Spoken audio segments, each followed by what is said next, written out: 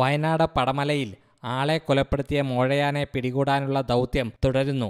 ആന വീണ്ടും ജനവാസ മേഖലയിൽ എത്തി. ചാലിഗതയിൽ നിന്ന് 8 കിലോമീറ്റർ ദൂരെയുള്ള മണ്ണുണ്ടി കോളനിക്ക് സമീപം നിലയുറപ്പിച്ചിരിക്കുകയാണ്. വനംവകുപ്പിന്റെ സംഘം കാടിനുള്ളിൽ പരിശോധന തുടരുന്നു. ദൗത്യത്തിനായി 4 കുങ്കിയാനകളെ സ്ഥലത്ത് എത്തിച്ചു. കോന്നി സുരേന്ദ്രൻ, കല്ലൂർ കൊമ്പൻ, വിക്രം, സൂര്യ എന്നീ കുങ്കിയാനകളെയാണ് ബാവലിയിൽ എത്തിച്ചത്. വനം വകുപ്പ് ഉന്നത ഉദ്യോഗസ്ഥരും സ്ഥലത്ത് ക്യാമ്പ് ചെയ്യുന്നുണ്ട്.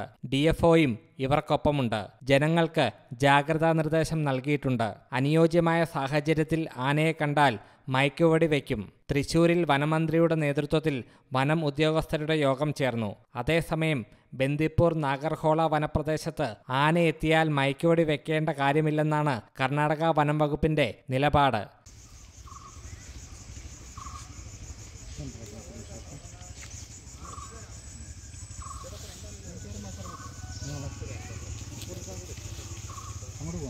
News desk you talk.